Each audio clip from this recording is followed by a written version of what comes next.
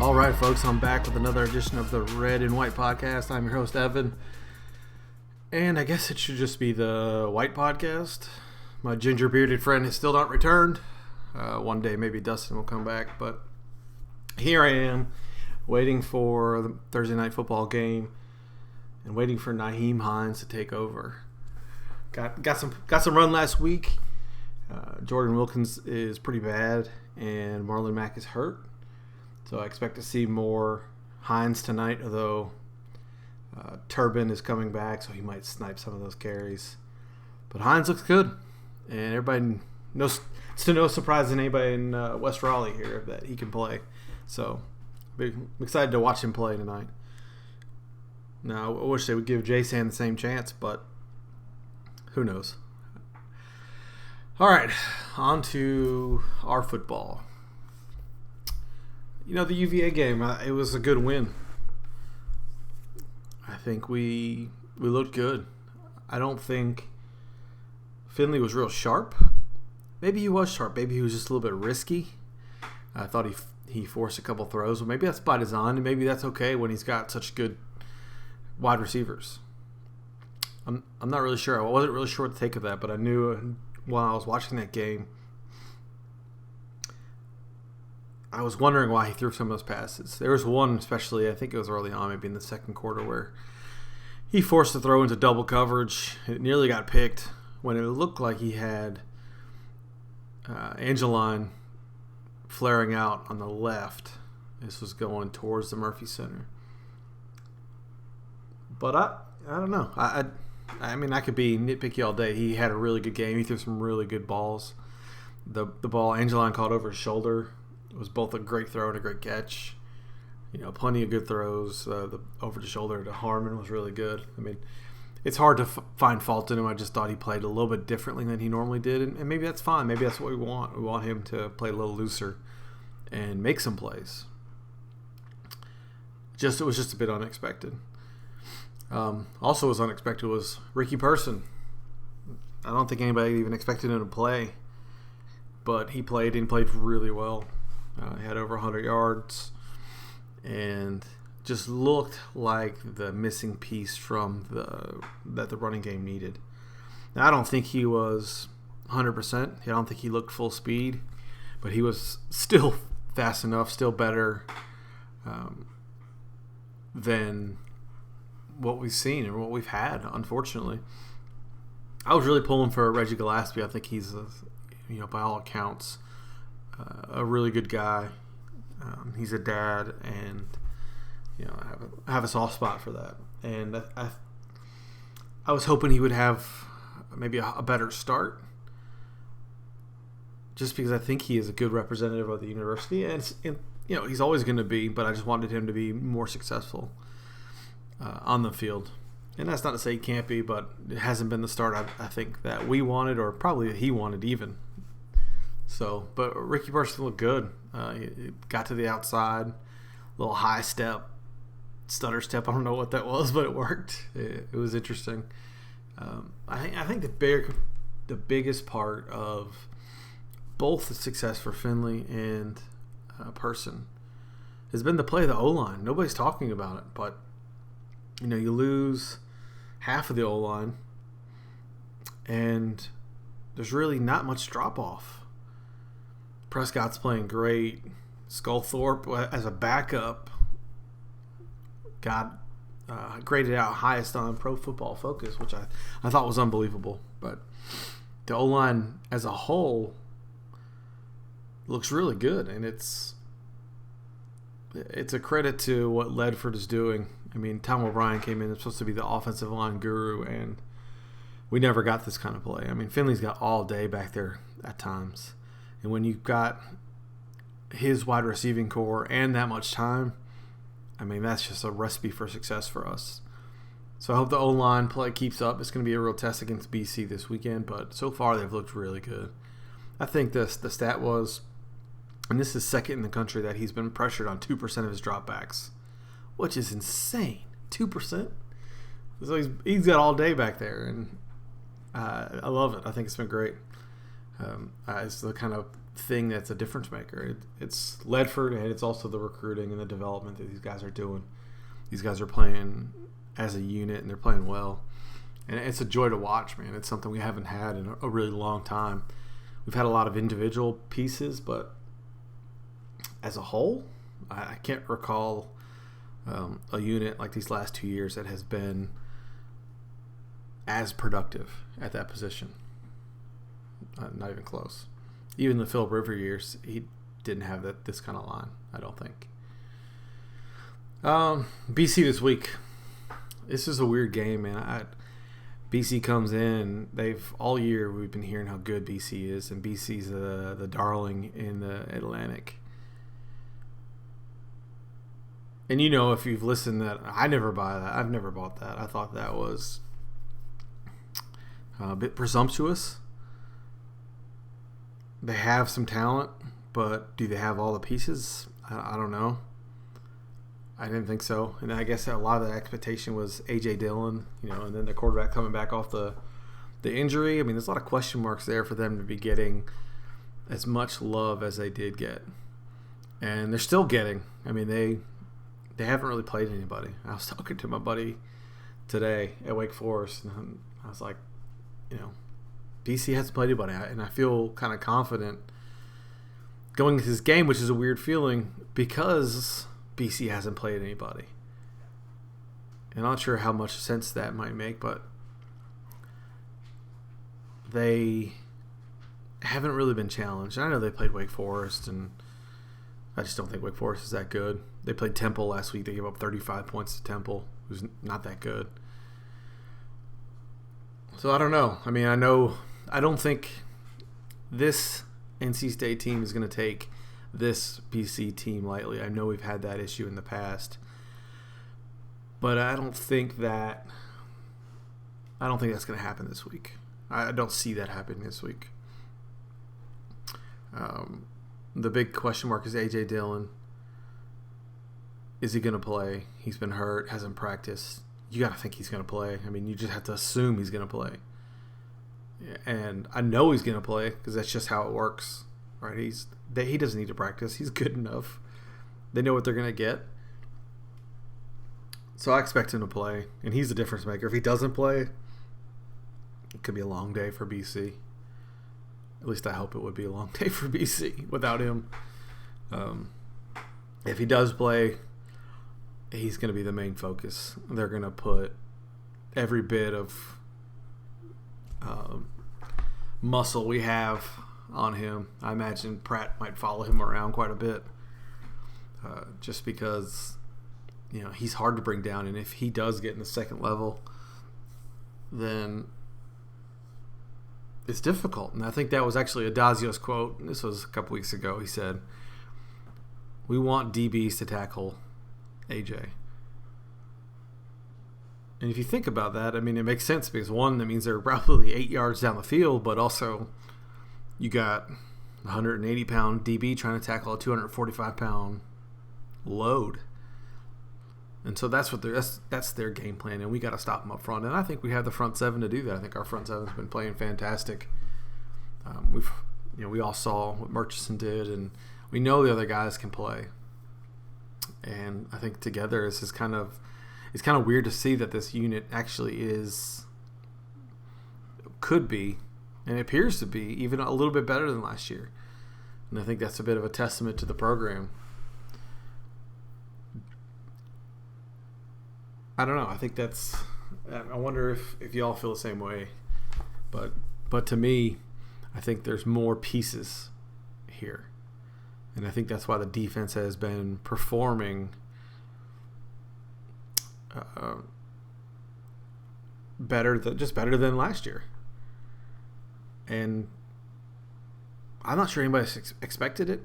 I mean, we talked about it. Dustin and I talked about it in the first episode this season, that I thought they had enough talent in those positions, enough experience returning, that you won't have that drop off. And so far so good. We still have have to play better teams. I mean, BC is going to be the best team that we've played to date for sure. So there's still, that wait and see, but I feel oddly confident. And Wolfblood on Twitter said, "I've never seen you as confident about a Wolfpack team." And I said it to my buddy today. It's like, it's a weird feeling, and I know it's very uneasy for most State fans, but to me, it's a different level of confidence. I actually think there's a program here and there's a foundation. It's not like in the past where we have some good pieces and hey, we can win, but there's a lot of question marks. There's not a lot of question marks on this team. I mean, they're not perfect by any means, but they're good, and I think it's actually a very good football team, and I think the program's in a very good spot.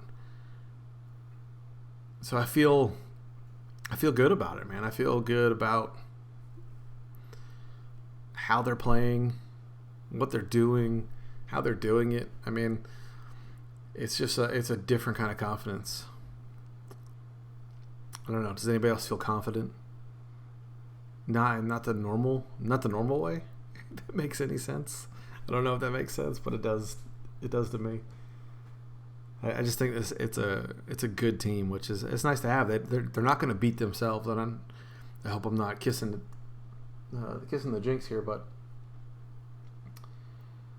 they just don't seem like that team that's going to beat themselves. Right? We've had those teams before, and you could kind of see that. You could kind of get those vibes. But this team seems to be better. Seem to be well coached. They have better talent. Across the board, talent's better. And I think all that we've been seeing from the outside is starting to come together. There's still ways to go, I know. But it makes you feel good. I mean, it makes you feel like they're going in the right direction. And all those things we said about having patience and, feeling good about where the program's going despite the adversities. It's finally coming to fruition. And I think that's exciting. It makes me excited for Saturdays in a different kind of way. I'm always excited to go to games and, have a good time. But it feels a little different this year. So that's my thought. I think Pack wins. The spread has now moved up to 5.5, depending on your book. I think Pack covers. Touchdown, 2-touchdown game, somewhere in there. I feel pretty good about it. Some other news. Dennis Smith Jr. apparently took $40,000, but it's on record that it was not to deliver him to NC State because it was always his dream to play here. I heard that and I just kind of laughed. I mean, that doesn't happen often, where somebody grows up and always wanting to play at NC State. I mean, they're few and far between around here, especially the local kids. But it's true. I mean, I believe it's true. Now, I don't believe it's 100% true that the money had nothing to do with it, but, he's always been a State fan. He's always grew up a State fan, so I don't know. It was just that quote caught my mind, or caught my ear, caught my attention. The weird thing about all this is that, if this was 5 years ago, 10 years ago, this entire investigation, this trial, whatever's going on, would be the biggest news you've ever seen. I mean, it would be unbelievable. There'd be death penalties thrown around. I mean, it would be a huge deal. And nobody cares now. I think the NCAA has put that on themselves, that they're not going to do anything. Everybody knows it. I mean, you look at some of these things that have happened over the last 5-10 years, and the punishments or the repercussions have just been laughable. I mean, Syracuse, Penn State, Hookergate at Louisville, not even to mention North Carolina. I mean, you look at all these things that have happened, and the NCAA has basically turned a blind eye to, just because it's their cash cow, right? I mean, what are you going to do? So nobody really cares. It's funny. I mean, nobody's really talking about it. I mean, if Gottfried was still the coach, then maybe there would be some heat for us and other schools in a similar situation. I mean, I know it's Kansas, Kentucky, and all these other schools are having the same problems. But nobody really cares. I don't really care. I don't think none of y'all have brought it up to say, hey, comment on this, or what do you think of this? Just nobody cares. I think $40,000 for Dennis Smith for a year is a fantastic value. I'm sure NC State got their money's worth off of that, off the promos from him. So, I mean, more power to him. Speaking of state basketball, Keith picked up top 25 guard Jalen LeCue, 5-star guard. I mean, first of all, if you want to hear real analysis, go listen to Inside Back Sports. Those guys break it down pretty well as far as his actual skill set. They know all this stuff more than I do. I'm just a jabroni in a room here. But, 5-star talent that everybody says as soon as he comes on campus is going to be the most athletic guy on the team. I mean, that speaks volumes. It's going to be really fun watching Kevin Keats' teams over the next few years playing these, three guard lineups and seeing what they do with the pressure and shooting and all that stuff. I mean, I'm excited. I'm looking forward to it. It's just a different look that we haven't had. And kids want to play in that. I mean, this kid wants to play in that kind of offense, which is what he said and why he wants to come here. So I want to watch it. So it works out. I mean, I think that's what everybody wants to see. They want to see a better product on the floor. The other thing is the ECU game.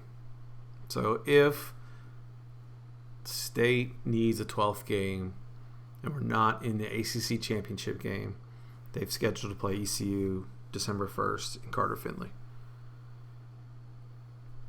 I don't know. I mean, it's a lose-lose playing that game. Even my ECU friends know it.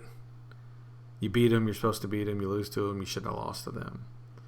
But at the same time, they're not very good. And we should win that game. And it's another win. And that looks good. In the grand scheme of things, the wins are what matters. Maybe it's the old Pac fan in me that I just never liked playing ECU. They get up for it. I mean, you've heard the joke that it's their Super Bowl, but it's true. It is. Now, my strange confidence comes into play that I think we're just a better team than them, and we shouldn't make those ECU level mistakes. But you never know. We're still a team full of kids. So I don't know. I mean, I understand the need for the 12th game, but to be honest, I'm not worried about it because we're going to be playing in Charlotte. Clemson's going to lose to somebody. Could be us. Almost with Syracuse. And the opportunity is there. I mean, the league is not very good. So, play in Charlotte, get your work done. You don't have to actually play ECU, which is what I'm looking forward to. All right, question from the crowd. And I appreciate these, y'all, because I can only talk for so long without some input, without rambling more than I already do. Dave from Carter Finley, man, we really need that Ricky person. Hope he stays healthy and continues to give us that explosive play ability in the running game. Yeah, exactly. I mean, he's a difference maker.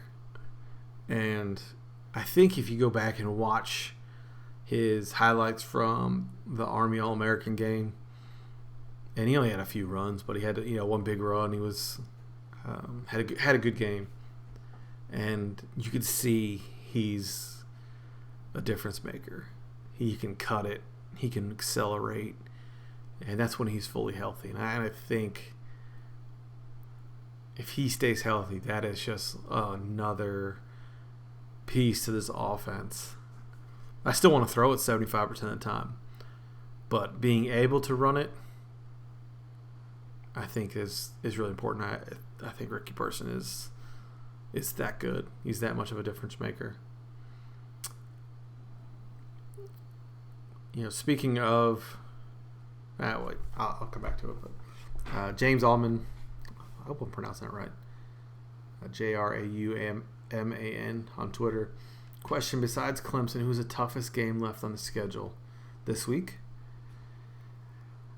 I think you got to say BC or Syracuse. I think Syracuse, maybe being on the road, I think that's going to be a tougher game for us. They're actually playing pretty well. I think we match up pretty well with Syracuse, but you just never know playing a road game like that. And we needed some Pharaoh McKeever magic to save us out of there a couple years ago. So I'd say one of those two, BC or Syracuse. I think that's fair. I think everybody on the schedule is beatable. I think some of those teams can beat us too, for sure. But I don't think it's a game you're going into the rest of the year thinking we can't win this game or chalk this one up to an L.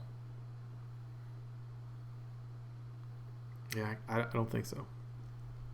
Ben Lale, do you see College Game Day going to Clemson October 20th? Yeah, so this is an interesting one. If State's 5-0, they beat BC, and Clemson beats Wake Forest, it'd be top 20 team versus top 5 team. And if you look at the rest of the slate that week, it's not very good.